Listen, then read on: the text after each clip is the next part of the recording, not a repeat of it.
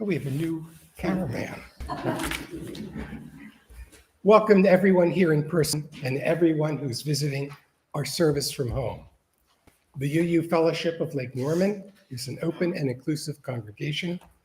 Our members walk diverse paths to find meaning and purpose. We're united by our belief in the inherent worth and dignity of all, and by the responsibility to express our faith through acts of justice and compassion.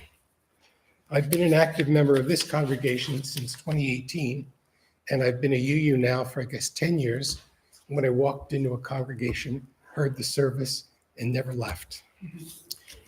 Today, our speaker is Reverend Charlie Parker.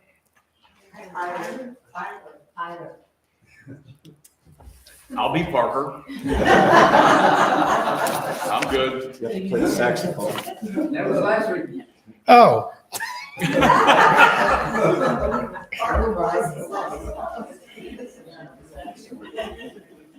Good job, George.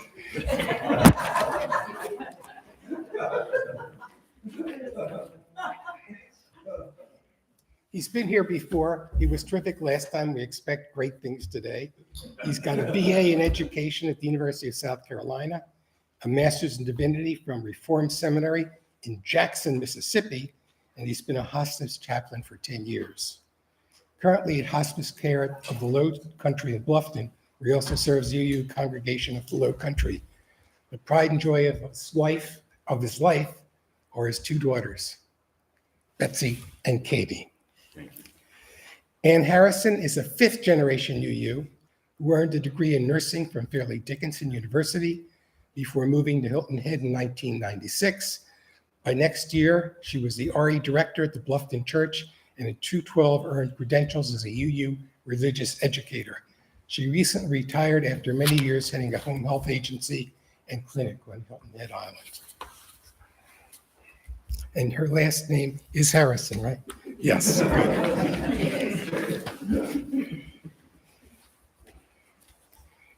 Charlie?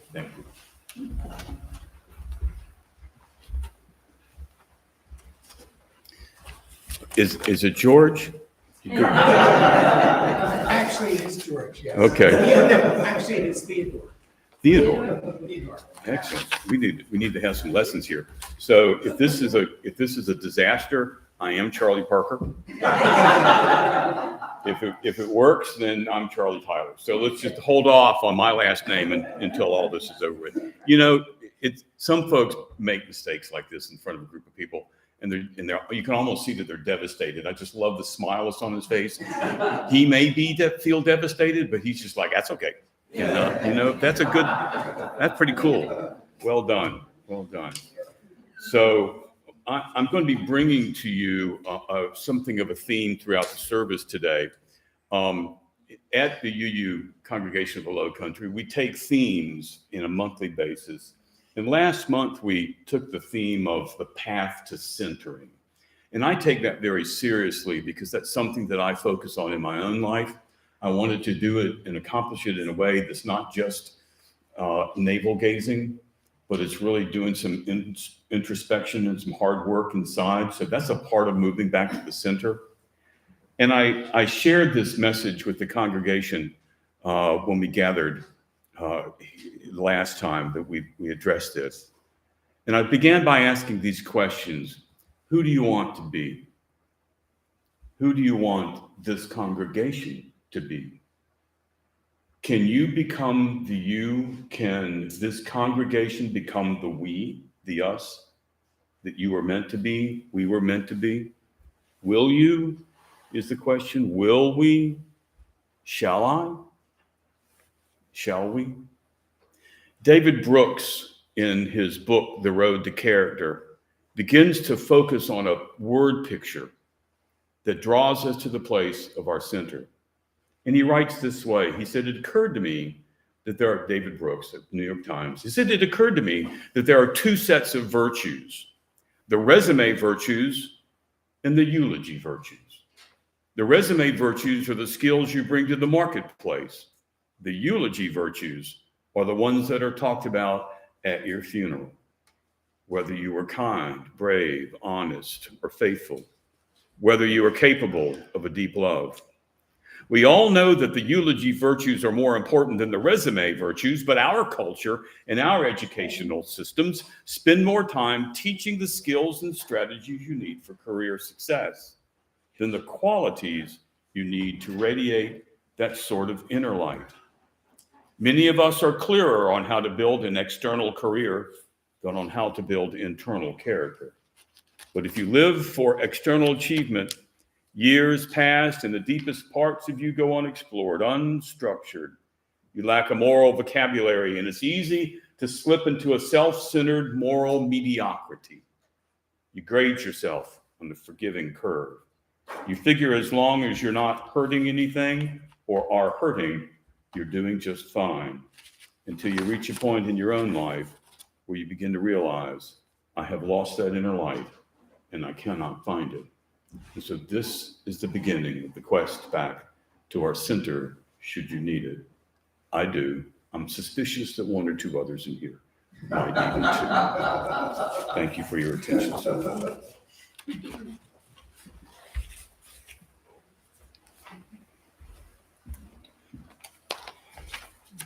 We're going to light the chalice. Please join with me in saying our chalice lighting words that are in our order of service.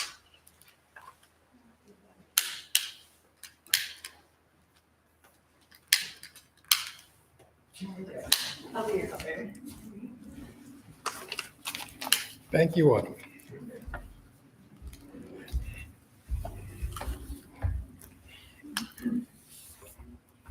We light this flaming chalice to illuminate the world we seek. In our search for truth, may we be just. In our search for justice, may we be loving. And in loving, may we find peace. Ann Harrison will do the story for all ages. Okay. And the little kids can come on up. Nice. Thank you, Harvey. Yeah. Woo. Here they come. Hi. Okay. So can you guys scooch over there? So then I can see you. Yeah. Hi. Good to be here. Yeah. So every day is a new day, and we never know what's going to happen. Some days are easy and happy and good things happen, and other days can be messy and hard and bad things happen. Sometimes the sun is shining and the birds are singing, and other times there's thunder and lightning and the rain is making everything muddy. Right? Yeah. And that's just how life is, and we all know it. And the older we get, the more we learn that we can manage most of the things that happen to us in our lives. While at the same time, we realize that stuff happens to us that we just can't do that much about. And I thought maybe this morning we could talk for a little bit about that. Talk about some of the things that we can control and some of those things that we can't. And I wondered if we could maybe name a few of those things, starting off with some of the things that happen to us in life that we can control.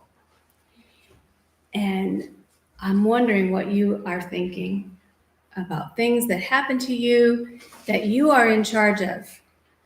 And it doesn't, about what? Eating. That's right. You can control what you eat, mostly. Yes. Right. What? You can control if you want to sleep or not. Yeah, mostly. Yes. Right. Yeah, those are good. Keep thinking, and anybody else here too. I want people to just call it out. What are some things that we are in charge of in our lives that it's up to us? Our feelings. Yep.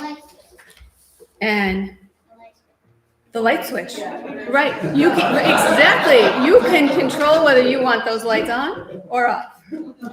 Yeah. How about electricity? Right. There's things. I would say yes. That's something that you can control. What else? Alec can control his guitar string Yes. and the height of the microphone. Yeah, Your attitude. Mostly. your attitude. Yeah, let's just call it out. What else are you in charge of? How you treat others. How you treat others. Yes. Right. How you act on your feelings. How you treat animals. How we treat animals. It's up to you how you want to treat animals. How you treat yourself. How do you treat yourself? Yeah. You can decide that for yourself. You can decide how often you notice and appreciate small acts of kindness. I wrote some down. How many times a day you say thank you? How much time of your day you spend worrying? What else? What books you read? I just wrote down a couple of things. Your level of honesty with others and with yourself, how honest you are. Who your friends are. Who your friends are, good one. You can choose who your friends are. What you say. What you say, the words that come out of your mouth, it's up to you. Good ones. How about things that we can't control? That list always seems to be a little bit easier, but yes. Other people. You cannot control other people. That is so true. Yes. The wind. You cannot control the wind. And we could just leave it right at that. Yeah. How dogs feel about you. Huh? Yeah. The state of the economy. The state of the economy. You cannot control the economy. Sickness. Getting older. You can't. Yes. Growing up. You cannot control that. You are going to grow up. Get old. And get old. And then what? Die. And then die. You cannot control that. The universe, the solar system, the planets, The- the stars. The universe. Yeah. Yes. Solar system, the stars, the planets. We cannot control that. Right. I asked a friend to tell me something that they couldn't control, and they said, the exact outcome of anything, ever. I said, okay. Well, yes, this is life, the things you can control and the things you can't control. And all of these things are part of life. They are part of the life that is whirling all around us. So sometimes it is good for us, there comes a point for us to stop and just let go of all of those things that are out of our power and take the time to focus on the things that we can actually do something about. And to do this, it helps to find your center. It helps you if you go inside yourself to your core. You know where your core is inside of you? The middle of you? Inside there, it helps to stay still and quiet until you can hear that little voice inside you, which is called your conscience. And that is the voice that helps you discover what is the right thing for you to do. So to help you think about this whole idea, I'm going to give you a pinwheel. And Reverend Pat Job's going to pass them out. We want to make sure they get one. And then we're going to pass them all out. So people are going to get them, and some people can share. I think everyone knows here what these are. You guys know what pinwheels are. They've been around for a long time. You have one at home? Good for you. That's good.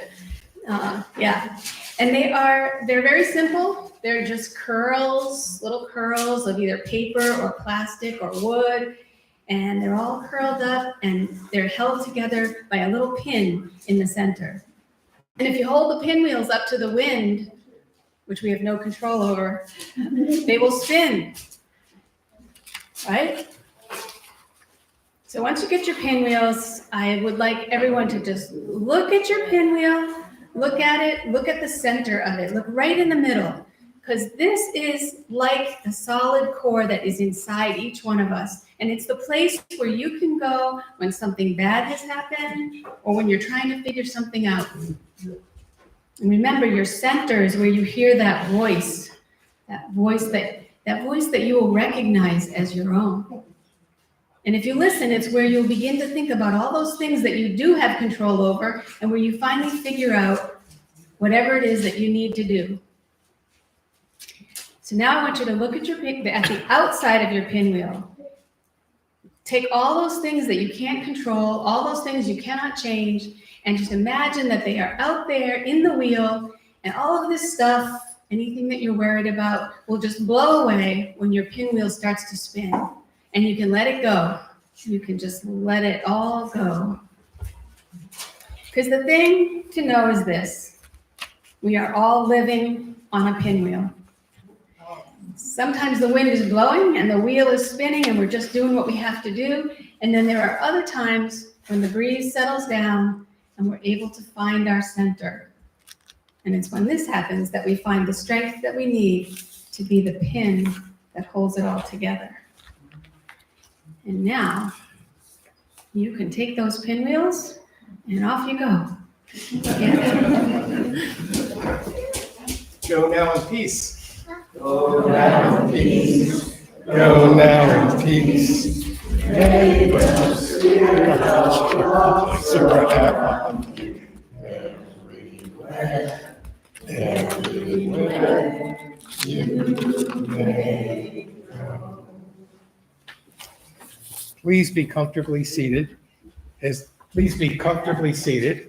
Mike Alec brings us into this time and space of worship with his music.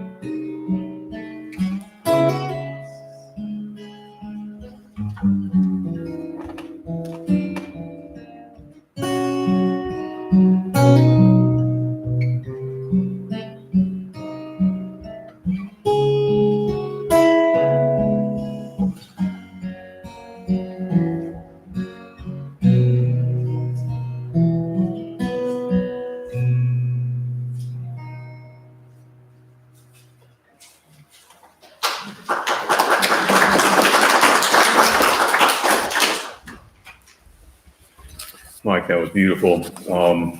I hate to ruin the moment by speaking here. That's a fabulous skill and talent that you have, and I do appreciate the way that you offer it to this congregation and to our hearts. Anna Quinlan writes from her book, Being Perfect: "Someday, sometime, you will be sitting somewhere, a berm overlooking a pond in Vermont, the lip of the Grand Canyon at sunset, a seat on the subway. And in your life, something bad will have happened. You will have lost someone you loved or failed at something which you badly wanted to succeed. And sitting there, You will fall into the center of yourself. You will look for some core to sustain you. And if you have been perfect all your life, and if you have managed to meet all the expectations of your family, your friends, your community, your society, chances are excellent that there will be a black hole where that core should be. I don't want anyone I know to make or take that terrible chance. And the only way to avoid it is to listen to that still small voice inside you that tells you to make mischief, and to have fun, and to be a contrarian like Pat, to go another way. I watched what almost all of you did with the pinwheels when you got it. Every one of you. You took something from the core of yourself, did you not? And controlled something that was in front of you. Those of you that are wearing masks, obviously you were waving it. I saw that. That was nice. But that's what we do. We want to see it spin. We want to see what happens in our lives. That way in which we bring it into our own world. George Eliot wrote, "It's never too late to be what you might have been. And it's never too early either." So if there's a takeaway from this, is that you might be able to walk home or drive home or be in this place, focusing on what it is that you might be able to draw from your core, draw from your center. What Ann was talking about with the kids, this is the core. This is who we are.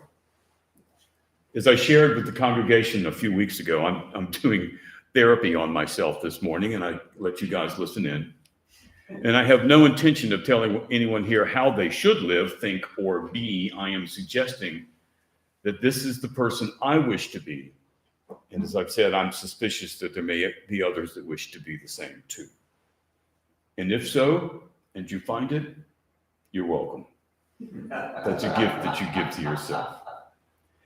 Anna Marie Quinlan, of course, is the American author, journalist, and opinion columnist. Her New York Times column, Public and Private, won the Pulitzer Prize in the 1990s. And one of the reasons why I'm leaving with this quote is because there are many here in the room today that have lived long enough and have failed spectacularly enough to vouch for the accuracy of her words. And as you begin to look inside yourself, you begin to come to that place in your life. And she calls to much mischief. And as well, this is a place in which there is much mischief in this denomination and in this spirit and in this place of fun and contrarianism, also to attest to the wisdom of going another way. For the most part, going another way is required to be a Unitarian Universalist, is it not? Just a little bit. But for you, I would like for you to know about me that there have been times in my own life when I sat on that berm.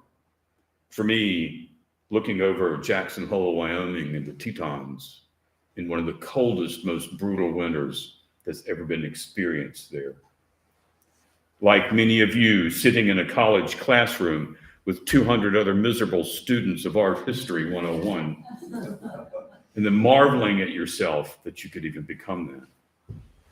And then beginning to consider that horrible loss that you could not have seen coming.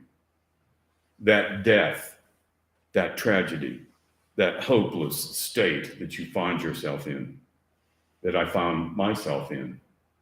And as I did, I began to become aware that there was not much of a there inside of Charlie. And even though I had not read Anna Quinlan yet, I knew that that was a problem. And there was something that I needed to be addressing. There was very little core to catch me in my fall. And driving out of Jackson Hole or walking out of a class of 200 art student history majors, I knew that there was more that needed to be inside of me before I knew who I was and who might know me. Thomas Merton, the American monk, pointed out that we may spend our whole life climbing the ladder of success, only to find when we get to the top that our ladder is leaning against the wrong wall. Oh, I heard an amen. Yeah, many of us get to that point in our lives. Richard Rohr, in his book Falling Upward, quotes that in his book, Spirituality for the Two Halves of Life. I would recommend that book to each of you here, especially those of you who might consider yourself in the second half of your life. You can determine who that is. But examine that space and examine that heart. A very close friend of mine, co-worker who's just recently retired, had a significant, valuable place in the medical community in which I move. And as she was stepping aside and taking her decisions, I bought her that book. I gave it to her. And she called me the other day and she said, I've run out of highlighter. That's a part of what we can begin to do, is ask ourselves those questions and put ourselves in those places where we begin to see what wall is my ladder leaning against, and what can I do about it? And I remember that awkward feeling when, having climbed my own small ladder of success, arriving at the top of the wall and looking over at the other wall and discovering you guys and the kind, gracious people in the Lowcountry, and finding myself that that's where I wanted to be, was over there. I wanted my ladder against that wall. The writer and novelist of the first 3 quarters of the last century, Anais Nin, observes, life is a process of becoming, a combination of states we have to go through. Where people fail is that they want to stay in that state. They want to remain in that condition, not move from it. This, the author writes, is a kind of a death. Living never wore one out so much as the effort not to live. And so I decided to come down from my ladder, take my ladder off that wall, and lean my ladder on this wall. And it has made all the difference in my life. And so I asked myself the same question that Monica Jacobs from Tennessee asks when she says, what is it that calls me, calls you here? What is it that calls me, calls you onward? What is it that calls me, calls you inward? What is it that leads me, leads you homeward? What is it that whispers your name and says, come with me, I will show you what you might be? What you might be before the world told me who it wanted me to be. What I wanted to be, what you wanted to be, before the world told you what you were supposed to be. Make no mistake, we each can drive a labored, long and powerful message to be this thing, do that thing, follow that path. That's where you want to go. And rarely is this thing your true core. It almost always, not always, but almost always will be somebody else's core.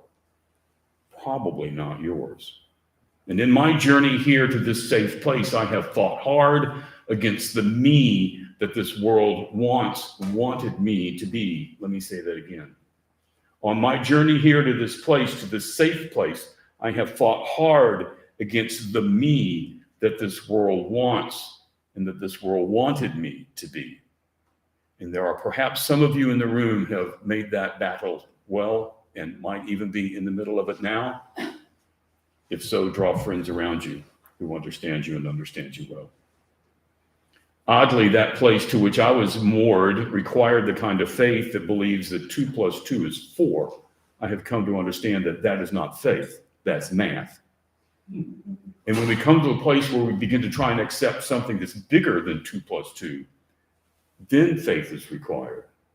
And I'm finding myself in this environment here in the Unitarian Universalism, exploring faith far deeper than I ever did when I had my master's degree in Divinity, 5 years of Greek and 2 years of Hebrew. That's math. This is faith. And that's the part of the core that I find inside myself that excites me when I want to go back and kind of dig deep down inside to find what's there, what I might be. Today, if I may use the words of the Reverend Scott Taylor, I find myself, as he writes, anchored to that inner flame, that sacred center, which helps us remember who we were before the world told us who it wanted us to be. May our time together clear the way for those memories and voices and friends that lead us back home. And we never want to read this to you again. Today, I am anchored to that inner flame, that sacred center, which helps us remember who we were before the world told us who it wanted us to be. So our time together may clear the way for those memories of what we were to be, and the voices and the friends that lead us back home. As I was examining more of this subject and kind of thinking about home and what it means to be able to be where you know you're loved, I ran across a quote by Shania Twain, and I stunned myself by quoting Shania Twain in public. And I found myself being really enchanted by this thought. Shania writes, "A good friend is someone who can sing the song in your heart back to you when you've forgotten the words." Hold that thought for a moment. A good friend is someone who can sing the song in your heart back to you when you've forgotten the words. Perhaps some of you have experienced that in your life. I saw some heads nod. Either you have had your song sung back to you, or you've sung a song back to somebody else and reminded them of who they were. This room is filled with people who work at knowing and desiring to know each other's songs, and you are willing to sing it back when the words have been forgotten. That's what I see here in front of me. That's what I see down in the Lowcountry of South Carolina. To listen for our song. David Blanchard writes, "Our songs sing back to us something of our essence, something of our truth, something of our uniqueness. And when our songs are sung back to us, it's not about approval. It's about recognizing our being and our belonging in the human family. It says, I see you, and I hear you, and I know you. And is there anything else that we need in this life but to be seen, to be heard, and to be known?" And that's a part of what it means to know where your core is, so that you can reach out into somebody else's core and make them stronger in your presence, make this place stronger in your presence. That's where you find yourself. When I am here, when I am in the presence of my congregation down in the Lowcountry, your voices and these friends lead me back home. I hope you experience here that these voices, these people in this room, lead you back home. These are the voices and these friends sing my song back to me, the essence of who I am. And many of you have received the same song from many of the same people. And that's why congregating is so very important. It's hard to do over the phone. It's important to do face to face. So we come back to that path to our center. And as you can see by my tone of my voice, that the center is really, really important to me, because it's the path back to the me before the world molded me into something else. If anybody has gone through 3 years of grad school in a Reformed Christian Evangelical Conservative Presbyterian seminary, you need to be recharged. You need to be reformed, and you need to find a new wall to climb up. It took me a while, but I finally got there. This is the path back to liberation, and this is the path back to freedom. That's where that center is leading you to. It's leading you to liberation, and it's leading you to freedom. That's where we were before the world molded us. This is the path back. This is the center of your values and core. It's the center of mine. And some of us call that home. We call that home, even though it's right here inside these ribs, and these ribs alone, perhaps, but that's home. And I also believe that this congregation, you right here in this place right now, you have your own song to sing. This congregation has its own center. And because we're compromised of the same sort of people that often forget the song of our own heart, we need to have it sung back to us. As Galway Kinnell wrote, and I love this phrase, I come back to it often. Galway Kinnell, the Irish poet, writes, "Sometimes a thing needs to be reminded of its loveliness." Let me say that again. Sometimes a thing needs to be reminded of its loveliness. Whether you're looking at a brand new sprout on a maple tree, a puppy in the yard in front of you, or you in the mirror, sometimes we need to be reminded of our loveliness. You are a beauty. You are amazing. And you should know that. You are lovely. And once you say those words, then you begin to find your song, and you're home, and you are safe, at least for a moment. our talkback will be in just a short while. I'm a little unfamiliar with your version of that, and I was sharing with Pat that in this talkback, my ego is too thin for this to be a rebuttal. But if you want to ask questions of some of the things that I might have spoken of, I would love to be able to do that. But I wanted to bring some thoughts to a close here if I can. On listening to the wisdom that arises from our center, Valerie Carr. I don't know if you've ever seen any of Valerie Carr, K-A-U-R.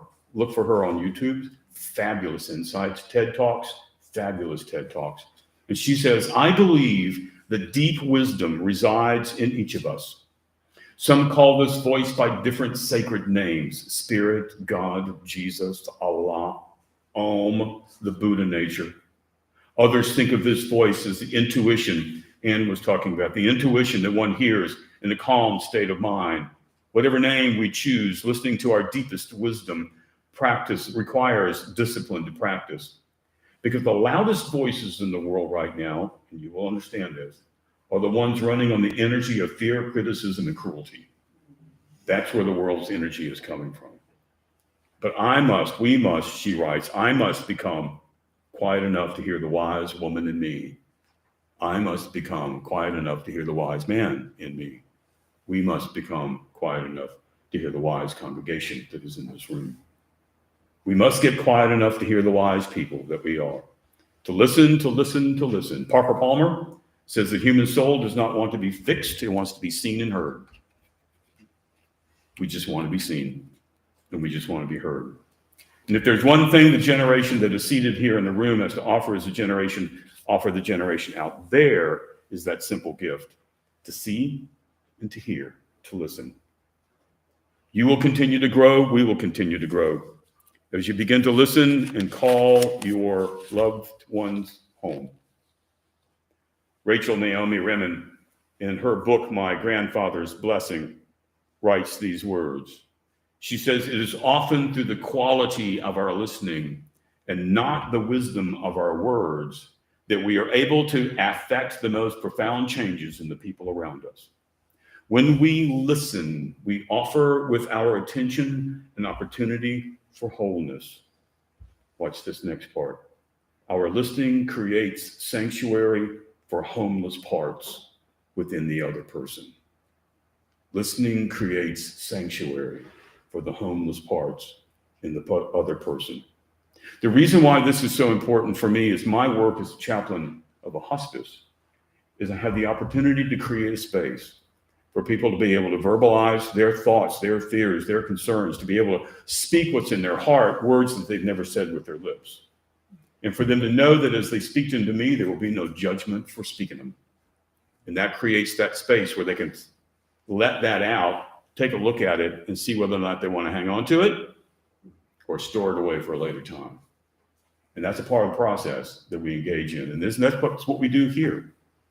When we come to this place, when we come to this understanding, that which is hidden in this culture and the soul and the heart too often go homeless. And when you listen generously to people, they can hear the truth in themselves, often for the first time. The truth inside you, sometimes for the first time. And in the silence of listening, you can know yourself in everyone. And eventually you may be able to hear in everyone and beyond everyone the unseen singing softly to itself and to you. Then we will have begun to find our center. Thank you for your attention today. It will continue to do something. What are we doing next? Harvey, help me here. We're doing this. We're doing this? Would anyone like to share a thought or comment?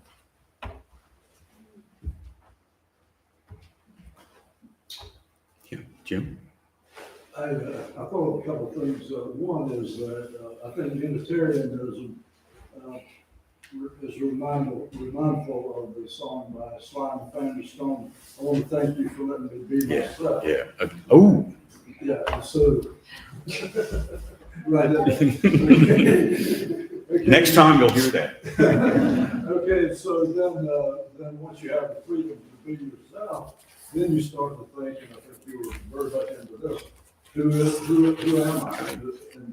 And it seems almost counterintuitive, but when you meditate, you stop thinking altogether, and that's when some of your best thoughts come from not thinking at all. Absolutely. And that's when you start realizing who you are. And that's what self-realization is all about. It's a journey.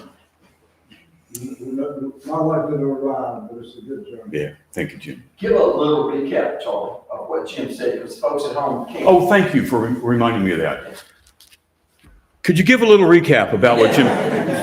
So what I heard Jim asking or commenting on, not a question but a comment, was that way in which we begin to hear the voice inside ourselves is through the process of meditation, where we begin to quiet. If I'm putting words in your mouth, you can fix it. We begin to quiet ourselves, and then we can hear and offer that back. And I think that's what Jim was observing. Fair enough? Okay, thank you. Good, Charlie. Famous song. Oh, and Flying the Family Stone. Thank you. Yeah. And what's the name of that song? I want to thank you for letting me be myself. Yeah. Great song.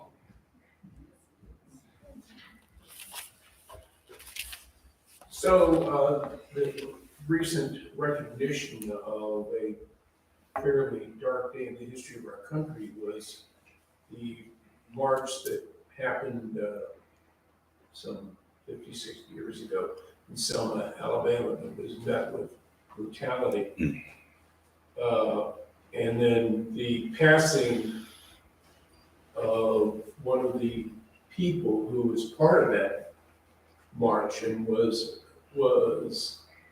a victim of that brutality, who had coined a phrase that popped into my head during what I was hearing from you of good troubles. Yeah. Stir the pot. Mhm. Think, absorb. To understand things, you have to absorb things and then make it so you're part of a solution. And that always impressed me about someone who went through such a difficult time. Absolutely. Thank you for that insight. Thank you. Recap. Oh, thank you, Pat. What I Pat, heard Jim say. Pat should be, what I heard, you're Jim too? Okay. What I heard Jim say was remembering the Edmund Pettus Bridge event and the horrible atrocities that took place there. And Lewis, John Lewis. again? John Lewis, thank you. The John Lewis was able to out of that horrific event, and by the way, they almost beat him to death, was able to come up with that understanding of good troubles that they were responsible for stirring up good troubles, not troubles, but good troubles. And I think, if I can add to that, is that there's a sort of two rails to that stirring. One is out there that needs us, and the other is that we're doing the good trouble inside our own hearts. We're doing that heart work first, so we can do both of those at the same time. Just an insight. Thank you. Yes, ma'am. My experience has been that I am most able to, that sometimes actually doing something, taking a step in a certain direction, will indicate to me whether that is coming from my true self or not.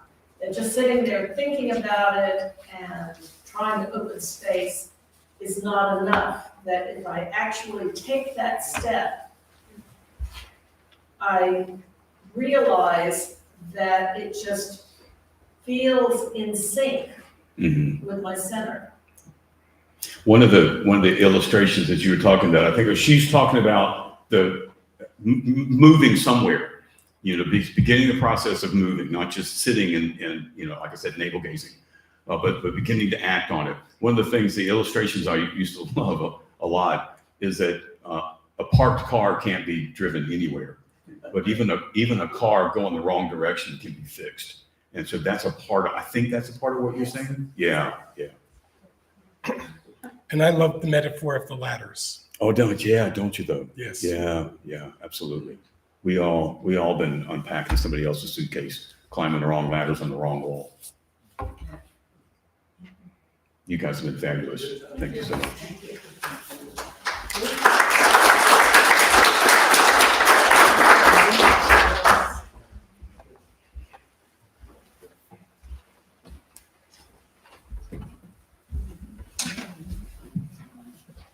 That's a tough act to follow.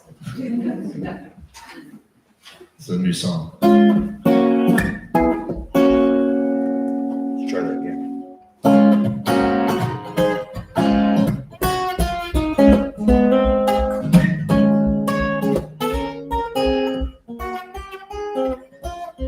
Oh, a little bit here, a little bit there, you can never know if it'll lie, if it'll fly somewhere on this road.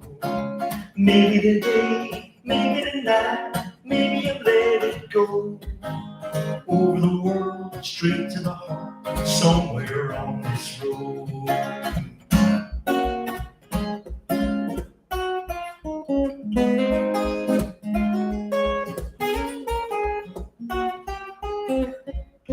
Oh, everyone here, everyone there, checking the stars above. Looking for light, looking for love, somewhere on this road. And maybe today, maybe tonight, maybe you let it go. Over the world, straight to the heart, somewhere on this road. Linking the chain, a wink in the rainbow, let your arrow go. Over the world, straight to the heart, somewhere on this road.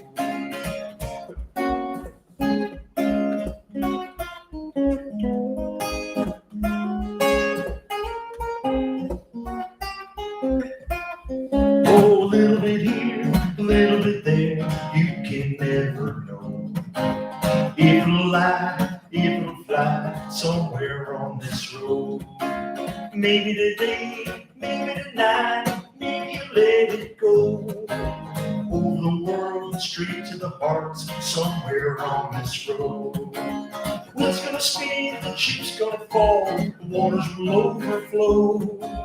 Rivers of light, rivers of love, somewhere on this road.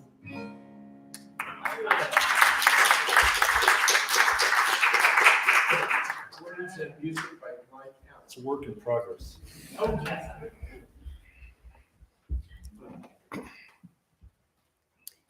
Thank you. Thank you, Reverend Charlie, for your words. It was amazing. And Ann, too, for a wonderful story. And for the pinwheels, yes, we thank you for the pinwheels. And Mike, for your music. Thank you all. This fellowship is important to all of us. The contributions to make today allow us to sustain and grow our congregation and teach out and reach out to our community, both nearby and the larger world. Your giving affirms our commitment to each other and to the community.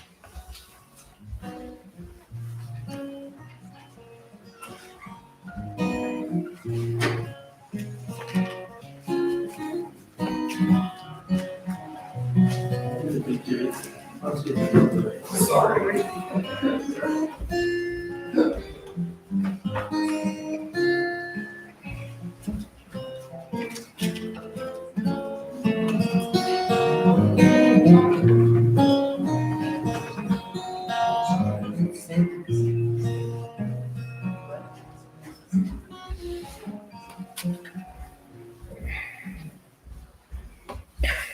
With grateful hearts, we receive these gifts. May they encourage us to live our lives of integrity, compassion, and peace.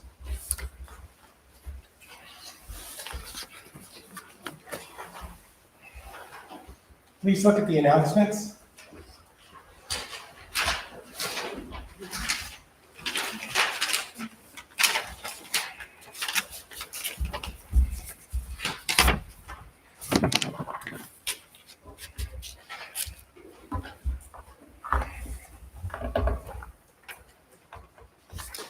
I hope you got your volunteers, Jim.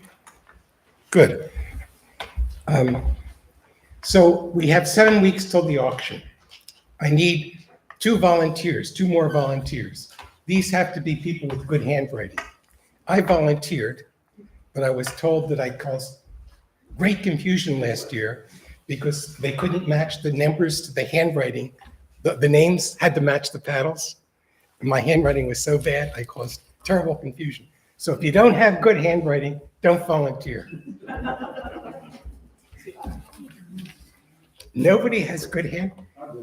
Thank you, thank you, thank you, thank you. What? Need two or one? We have two, thank you. Thank you. She's the artist, I would think. Yeah, the artist. She's the artist. I yield my right. We're gonna, all the candidates stand up and we'll vote. All right, Harvey, I've got an announcement. yes. This service has been a perfect segue into my announcement. And Brandon, if you would help me get these out. This is an invitation to an event at Johnson C. Smith University on the 30th of March. This is an opportunity for us to stretch ourselves, to be involved in the African American community in Charlotte, particularly in support of the trans women of color in Charlotte. Sonia Lee has been here a couple of times. You all are familiar. Harvey and Tracy went with us to an event a couple of years ago. This is the most vulnerable population among us, trans women of color. If you can imagine, the way Sonia describes it to me is these folks risk their lives every day. Breakfast is free, and Regina is going to have the link to register in next week's newsletter because it was too long for me to put on my homemade flyer. So please click on the link and register, and I will be begging you to do this again next Sunday. And what is the date? March 30th. Is that a Saturday? No, it's a Thursday. A Thursday? It's a Thursday, yes.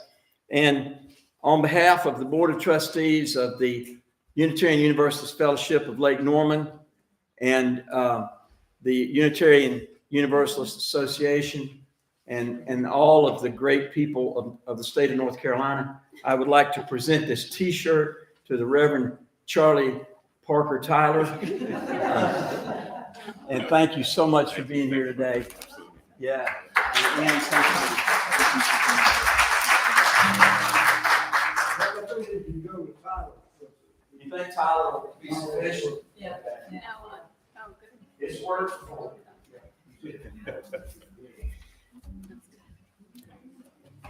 Our closing song today is Love Will Guide Us. It's 131 in your songbooks.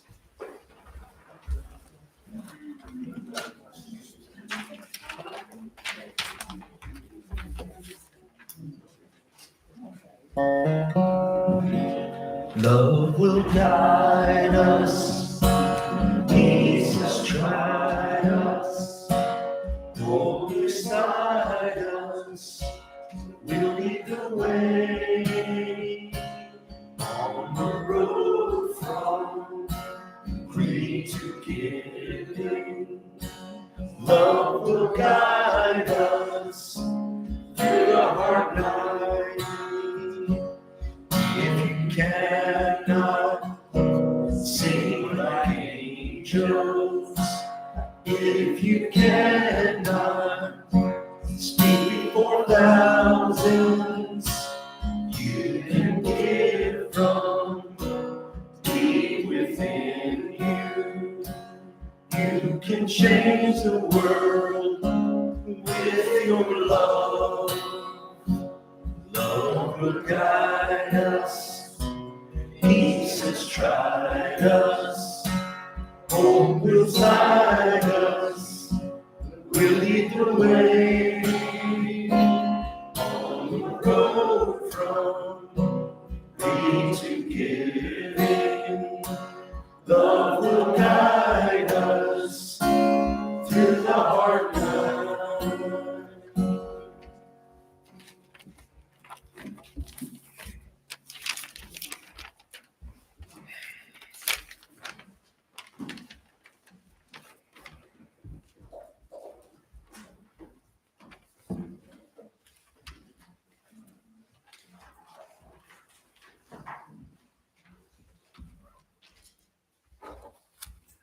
One day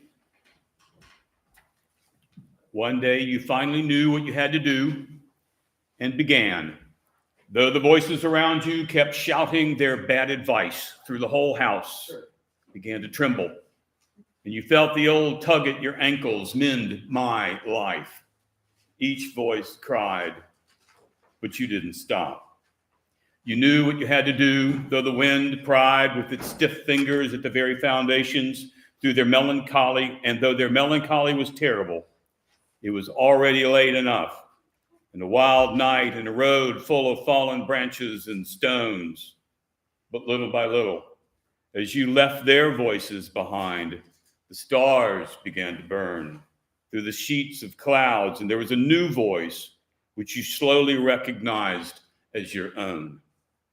That kept you company as you strode deeper and deeper into the world, determined to do the only thing you could do, determined to save the only life you could save. Welcome to the Synod. Thank you. Man. Let's read the chalice extinguishing words. We extinguish this chalice, but not the light of truth, the warmth of community, or the fire of commitment. These we carry in our hearts until we meet again.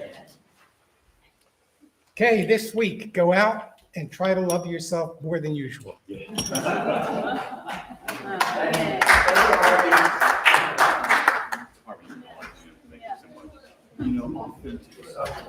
know, authentic is what really matters. We're